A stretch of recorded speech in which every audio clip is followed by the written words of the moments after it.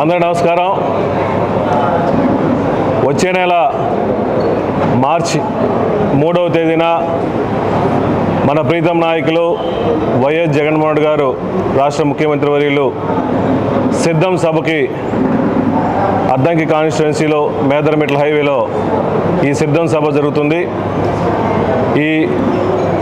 ఈ కురుక్షేత్ర యుద్ధంలో మన ప్రీతం నాయకులు జగన్మోహన్ రెడ్డి గారు అర్జునుడిలాగా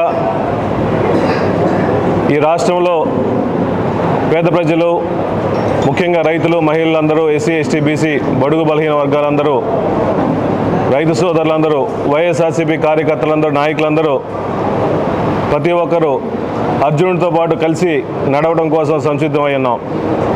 ఈ సిద్ధం ప్రోగ్రాంకి ఈ 3 జిల్లాల నుంచి కూడా లక్షలాది మంది వచ్చి ఈ ప్రోగ్రాం జయప్రదం చేయవలసిన కూర్చున్నాం. ముఖ్యంగా దర్శి నియోజకవర్గం నుంచి సుమారుగా 20 నుంచి 25 వేల మంది జనాభా సిద్ధం ప్రోగ్రాం రావడం కోసం, జగన్మోహన్ గారు సభని జయప్రదం చేసుకోవడం కోసం, జగన్మోహన్ గారితో పాటు మేము నడవడం కోసం, జగన్మోహన్ గారితో పాటు పాదయాత్రలు నడిచిన వాళ్ళు, ఓదార్పు యాత్రలు నడిచిన వాళ్ళందరూ కూడా ఆయనతో పాటు కలిసి ఆయనతో పాటు నడవడానికి కూడా సంసిద్ధంగా ఉన్నామని చెప్పి కార్యకర్తలందరూ చెప్పడం నిజంగా సంతోషంగా ఉంది. ఈ రాష్ట్రంలో మాట మీద నిలబడే వ్యక్తి ఆ రోజు రాజశేఖర్ గారి తర్వాత మళ్ళీ మన ముఖ్యమంత్రి వైఎస్ జగన్మోహన్ తప్ప ఇంకెవరు లేదని చెప్పి సభాముఖంగా తెలియజేస్తున్నా. గతంలో ఎంతోమంది ముఖ్యమంత్రులు వచ్చారు, పోయారు, కానీ మాట మీద నిలబడే వ్యక్తి, ఒక మాట ఇస్తే శిలాశాసనంగా నిలబడే వ్యక్తి ఇప్పుడు పేద ప్రజల్లో ప్రతి ఒక్కరి గుండెల్లో ఈరోజు రాజశేఖర్ గారి కుటుంబం పదిలంగా ఉంది. ప్రతి గుండెల్లో వైఎస్ఆర్ కుటుంబం ఎందుకు ఉందంటే ఆ కుటుంబం ఎప్పుడు మాట మీద నిలబడతారు కాబట్టి అందరూ రాష్ట్ర ప్రజలు మొత్తం నమ్ముతున్నారు. ముఖ్యంగా పాదయాత్ర ఇచ్చిన హామీలన్నీ 99% అమలుపరుస్తూ మళ్ళా ఎలక్షన్లో ఆ హామీలతో పాటు కొత్త హామీలు ఇచ్చుకుంటూ పేద ప్రజలందరినీ సొంత కుటుంబంలా భావించి అటు కార్యకర్తలని, రైతులని, మహిళలందరినీ, ముఖ్యంగా ఎస్సీ, ఎస్టీ, బీసీ, బడుగు బలహీన వర్గాలందరినీ, మైనార్టీలందరినీ కూడా కలుపుకునే భావంతో మాకిచ్చిన జగన్మోహన్ గారు ఇచ్చిన 5 సంవత్సరాల టైంలో కరోనా వచ్చినప్పుడు కూడా, ఎన్ని ఇబ్బందులు పడినా కూడా, ఆర్థిక ఇబ్బందులు పడినప్పుడు కూడా, ఎన్ని కష్టాలు వచ్చినా కూడా ఎక్కడ ఏ స్కీమ్ ఆపలేదు.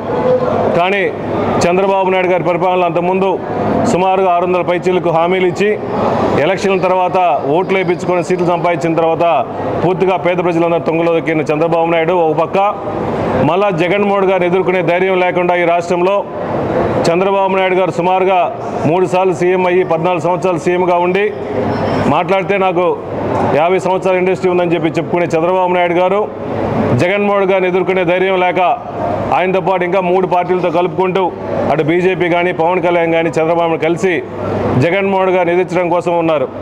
ఈ రాష్ట్రంలో జగన్మోహన్ గారు విశ్వసనీయ నాయకుడు కాబట్టి, అన్ని పథకాలని పేదవాళ్ళు అందుతున్నాయి కాబట్టి ఈ రాష్ట్రంలో పేద ప్రజలందరూ కానీ, కార్యకర్తలందరూ కూడా జగన్మోహన్ గారు నడుస్తున్నారు. ఒకటే ప్రామాణికం, మాట మీద నిలబడే వ్యక్తి ఎవరు, మాట తప్పే వ్యక్తి ఎవరు? ఈ రాష్ట్రంలో చంద్రబాబు నాయుడు గారిని నమ్మే పరిస్థితి లేదు. ఈరోజు చంద్రబాబు నాయుడు గారు నేను ఇచ్చిన అంతకుముందు హామీలు కానీ నేను నిలబెట్టుకున్నాను, దాని మీద ఓట్లేసే పరిస్థితి లేదు.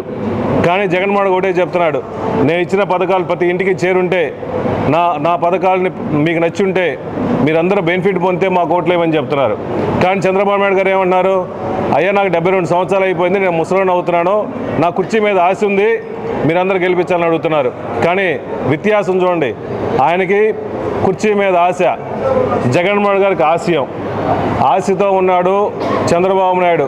ఓన్లీ వాళ్ళ కార్యకర్తల కోసం, వాళ్ళ జోబులు నింపుకోవడం కోసం, వాళ్ళ కుర్చీ కోసం తిరుగుతున్నాడు తప్ప ఈ రాష్ట్రంలో పేద ప్రజల కోసం, వాళ్ళ సంక్షేమం కోసం పెట్టిందే వైఎస్ఆర్సీపీ ప్రభుత్వం, వైఎస్ఆర్సీపీ జెండా. ఈ జెండా ఒక ఆశయంతో నడుస్తుంది. ఈ ఆశయం కోసం ప్రతి ఒక్కరు నడుంగలుగుతున్నారు. ఆ రోజు రాజశేఖర తదనంతరం ఈ రాష్ట్రంలో ఎంతోమంది ఇబ్బందులు పడుతున్నప్పుడు వైఎస్ఆర్ కాంగ్రెస్ పార్టీ పెట్టి నానా ఆశయాల్ని కొనసాగించడం కోసం జగన్మోహన్ గారు ఈ పార్టీ పెట్టారు. ఒక ఆశయంతో పెట్టిన పార్టీ ఇది.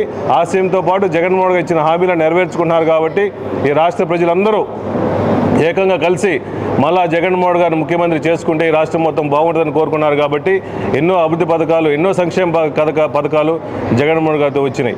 ఎన్నో మెడికల్ కాలేజీలు కట్టాము, పోర్టులు కట్టాము, సచివాలయాలు కట్టాము, వాలంటీర్ల వ్యవస్థ పెట్టాము. ప్రతి ఒక్కరికి ఇచ్చిన హామీలను ప్రతి అకౌంట్లో సుమారుగా ప్రతి మహిళలు కూడా ఈరోజు ఆసరా ద్వారా సుమారుగా 25,000 కోట్ల రూపాయలు ప్రతి అకౌంట్లో ఆసరా ద్వారా మహిళలందరికీ రాష్ట్రంలో వచ్చినాయి.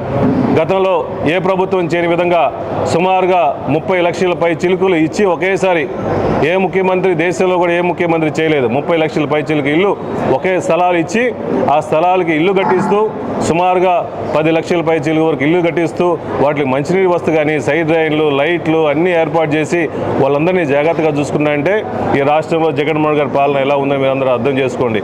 అటు సంక్షేమం, ఇటు అభివృద్ధి 2 విధాలుగా డెవలప్ చేసుకుంటూ ఈ రాష్ట్రం అందరినీ కాపాడుకుంటున్నారు. కాబట్టి ఎక్కడ పోయినా, ఏ గ్రామానికి పోయినా, ఎక్కడ పోయినా మేము ఈసారి జగన్మోహన్ గారికి ఓట్లు వేస్తాము, ఆయన ఉంటే రాష్ట్రం మొత్తం డెవలప్ అయింది, ఆయన ఉండటం వల్ల పేదవాళ్ళందరికీ 3 పెన్షన్, ముసలిళ్ళందరికీ పెన్షన్లు వస్తున్నాయి, అన్ని అభివృద్ధి పథకాలు అమ్మఒడి కానీ విద్యా కానుక కానీ వస్తున్నాయి. ముఖ్యంగా ఎలక్షన్ల ముందు హామీలు ఇచ్చి నెరవేర్చుకుంటూ పేదవాళ్ళు, రైతుల్లో కానీ ఓసీల్లో కూడా పేదవాళ్ళు ఉన్నారని చెప్పేసి ఈబీసీ నేస్తం ఏర్పాటు చేసి కాపు నేస్తం కూడా ఈరోజు రాష్ట్రంలో సుమారుగా కాపు సోదరులు, సోదరీమణులందరికీ, మా సోదరీమణులందరికీ ఇబ్బందులు పడకుండా వాళ్ళందరికీ కాపు నేస్తం అని చెప్పేసి ఈ రాష్ట్రంలో గత ముఖ్యమంత్రి ఎవరు చేయని విధంగా ఎంతోమంది వచ్చారు, హామీలు ఇచ్చారు. కానీ ఎలక్షన్లప్పుడు కాపు నేస్తం హామీ లేకపోయినా కూడా అందరి కాపు సోదరీమణులను జాగ్రత్తగా చూసుకొని అన్ని కులాలని, మతాలకి, పార్టీలకు అతీతంగా ఈ రాష్ట్రంలో అభివృద్ధి చేస్తున్నారంటే అది ఓన్లీ జగన్మోహన్ గారి పుణ్యం అని చెప్పి సభాముఖంగా తెలియజేస్తూ ఈ సిద్ధం ప్రోగ్రాంకి 3వ తేదీ మధ్యాహ్నం 12 గంటలకి మన దర్శి నియోజకవర్గం చుట్టుపక్కల ప్రాంతాల్లో అందరూ కలిసిమెలిసి సుమారుగా 20 నుంచి 25 మంది జనాభా వెళ్తారు. కాబట్టి అందరు కార్యకర్తలందరూ, నాయకులు, రైతు సోదరులు, జగన్మోహన్ గారి అభిమానులు, రాజశేఖర్ గారి అభిమానులు అందరూ వచ్చి ఈ ప్రోగ్రాం జయప్రదం చేయవలసిందిగా కోరుచున్నాం.